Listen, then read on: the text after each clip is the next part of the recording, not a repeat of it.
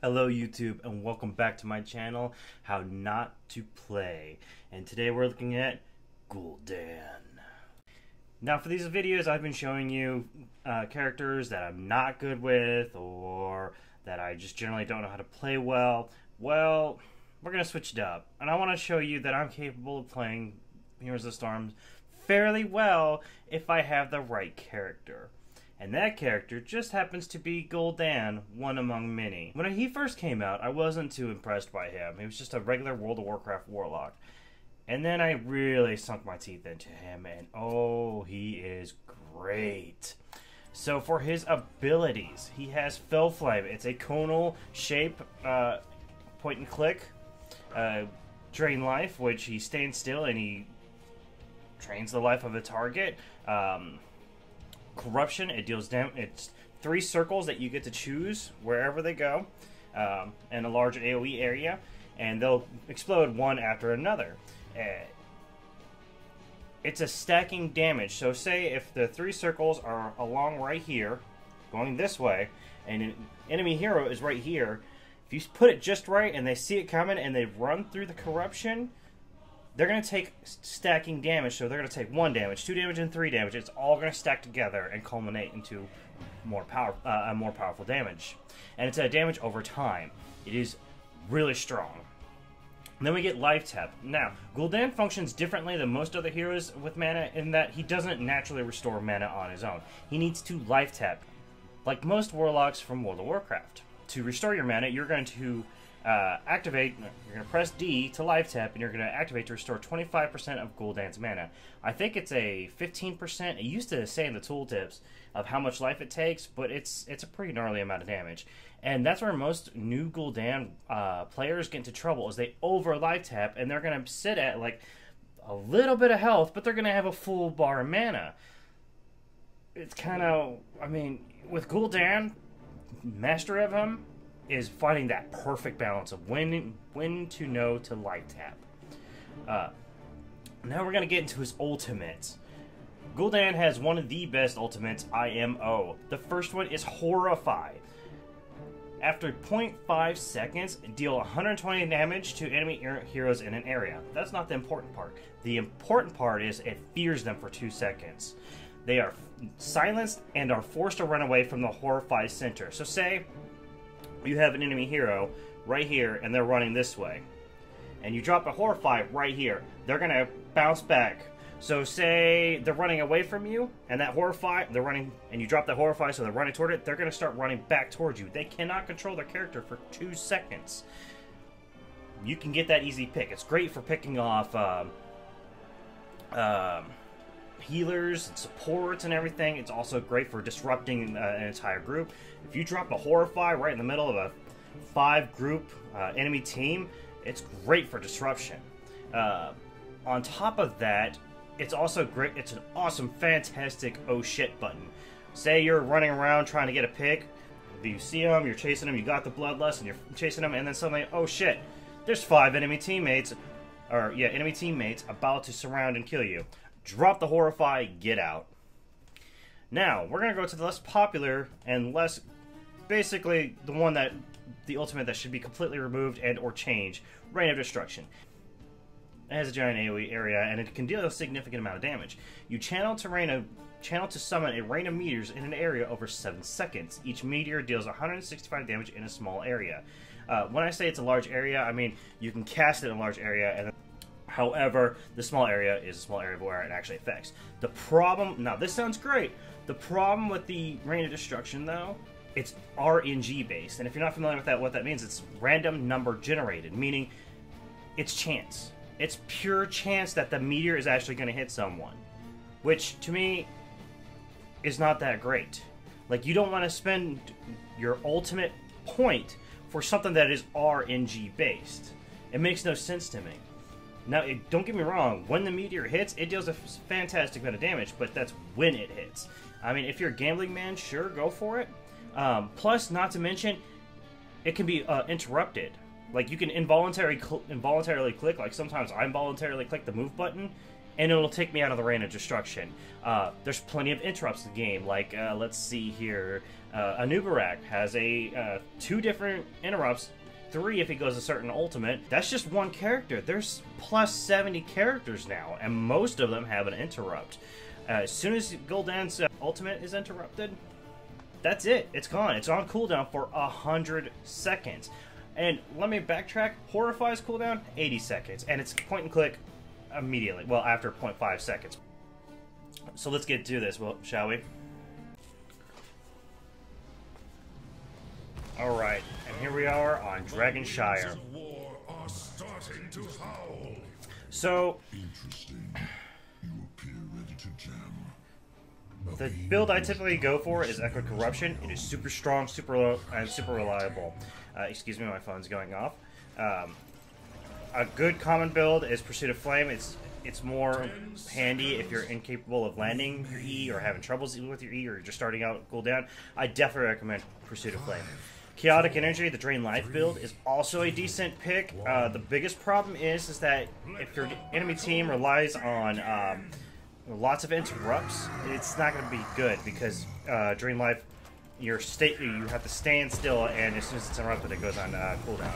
So I'm going to go with the Echo Corruption build, and we're just going to drop that right there. We're going to drop Pursuit of Flame, or a Flame, and then we're going to Drain Life on him. Oh shit. Alright, so I'm going to go top lane to Soak, and I'm going to show you what I was talking about, his abilities. So this right here is his Fell Flame. It is a 2-second cooldown, 1.5 second cooldown. It's your primary damage dealer. Now, other than that regen globe, there is no mana regen happening at all. You see how that's, once that hits the mark right there, there's no mana regen. So we're going to life tap. Bam.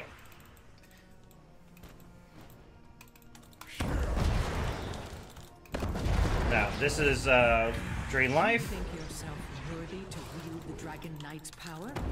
And then I'm going to save Echo Corruption because, or my Corruption, because I do not want it. Now, the talent that I picked, Echo Corruption, what it does is I have to hit 40 enemy heroes with it. Once it does, I'm going to go ahead and display it so you can see. So, see, here's the rings that you can put anywhere around Gul'Dan, and they go like this. Blah, blah, blah. Now, what Echo Corruption does is that whenever you hit the 40 enemy heroes, the rings strike backwards. So it's really nice. So in case for some reason the enemy heroes decide, oh, well, we're going to walk backwards, back through it, they're going to get 6 hits. But, ooh.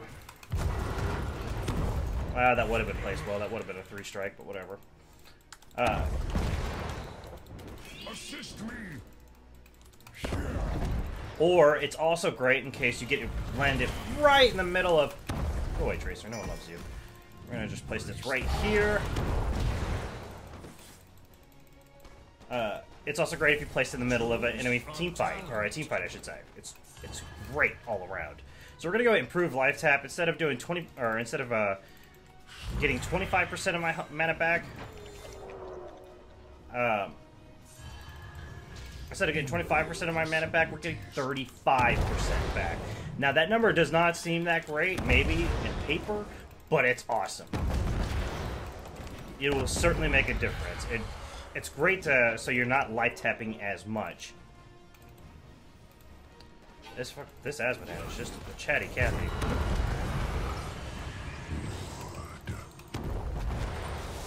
Oh, good job, Anduin. Now it burns. So we're gonna clear this up. I'm gonna pick this Regen Globe up. And then we're gonna drop this right on him. And there you go. 3 strikes right there. Now there is a talent that you can get where if you hit one enemy team player with all 3 strikes, it deals a bonus amount of damage. It is a scary amount of damage, but the problem is it's seriously difficult to pull off. So it's kind of unreliable. I already did that, but we're gonna drain life on Butcher just to keep myself, and he's probably dead right there. Bam. That's the power of corruption. Yeah, let's go get that pick on Jaina. I like this idea.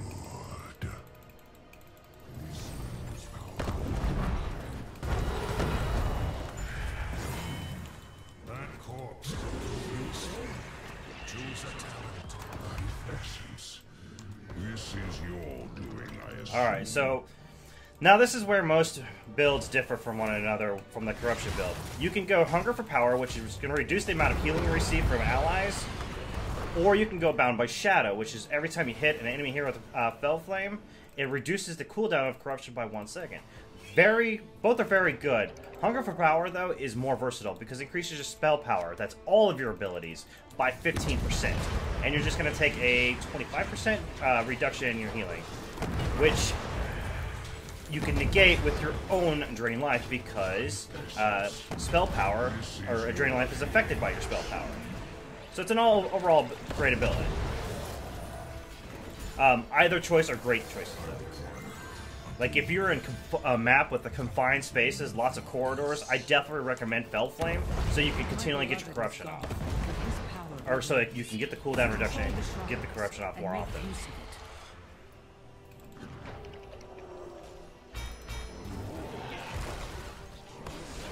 We're going to help get this camp, and then we're going to go top to clear that up.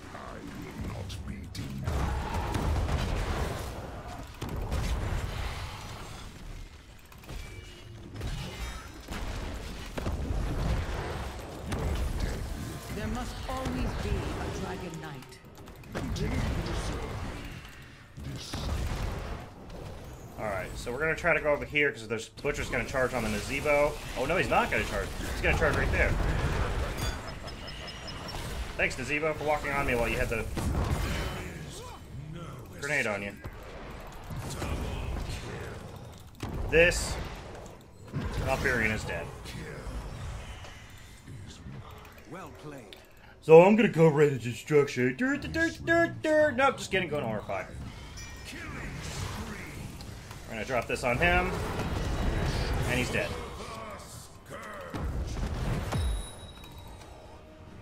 I was almost tempted to get Rain of Destruction just to show you it, but nah, I'm good.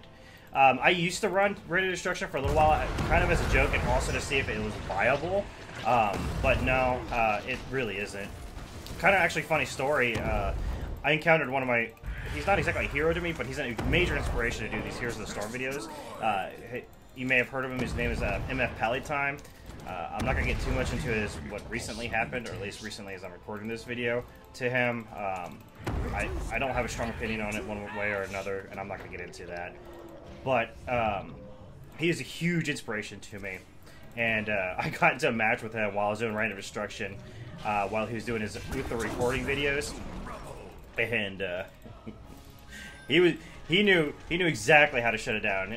Uther has a point-and-click ability. I can't remember what it's called, but it's basically you use it and it interrupts.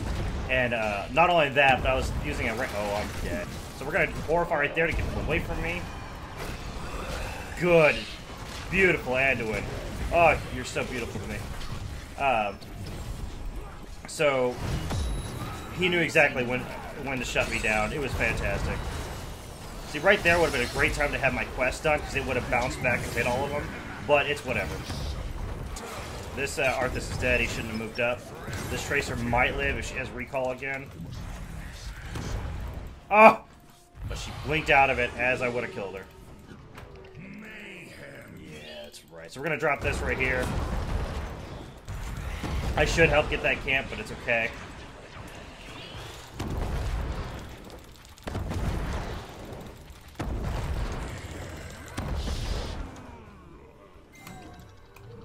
So, the master will be pleased. You notice how I have very little health. Watch, I'm just going to gain all of it back right here.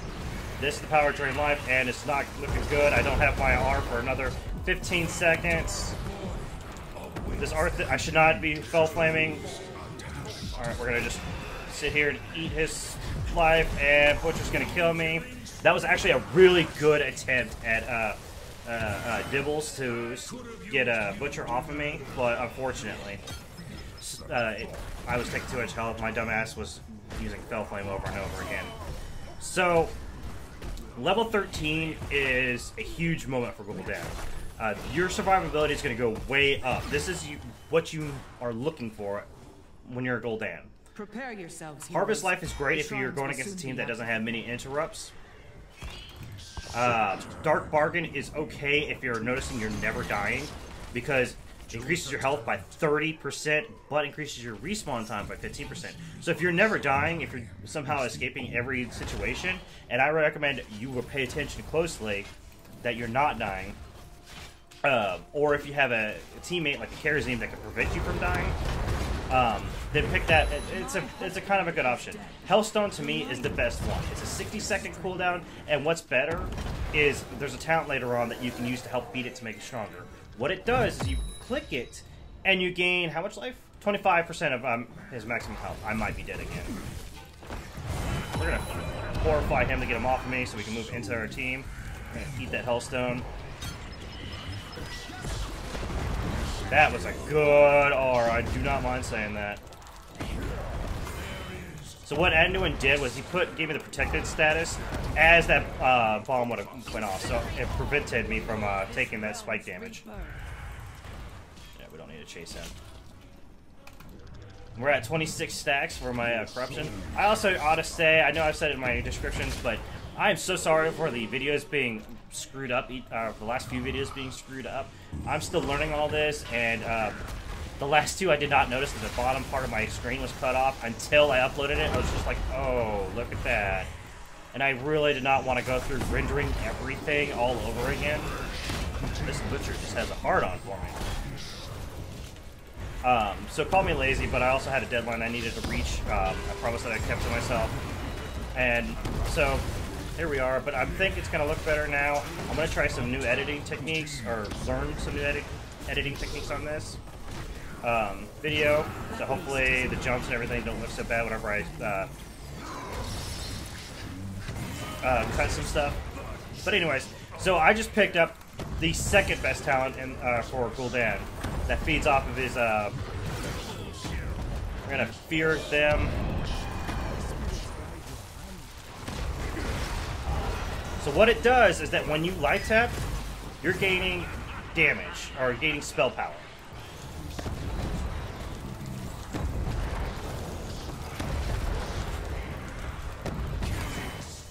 Let me show you.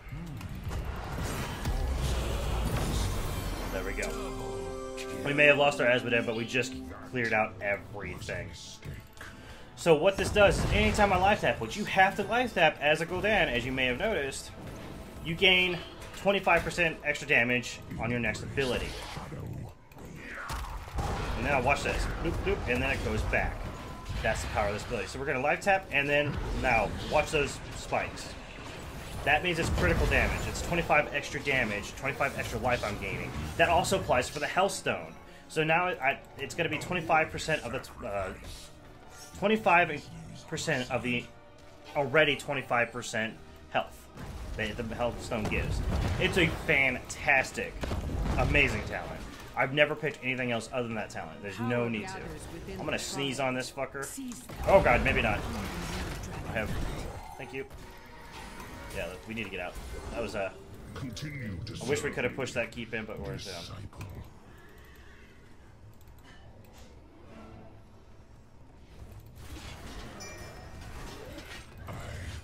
we're gonna go right here, here.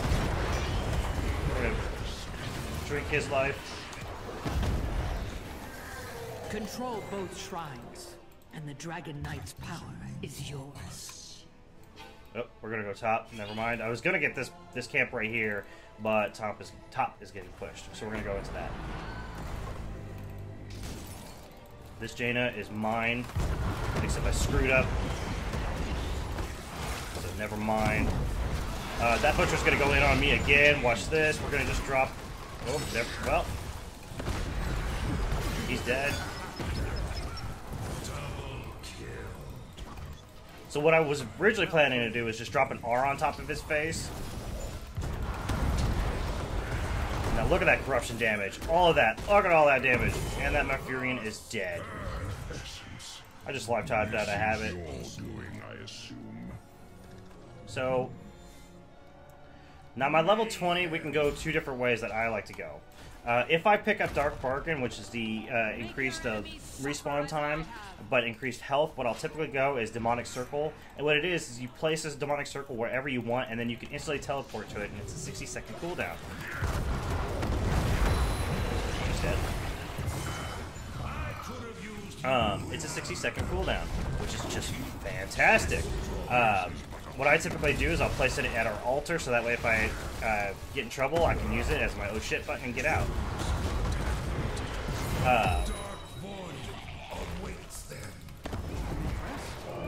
Whoops, I screwed that up.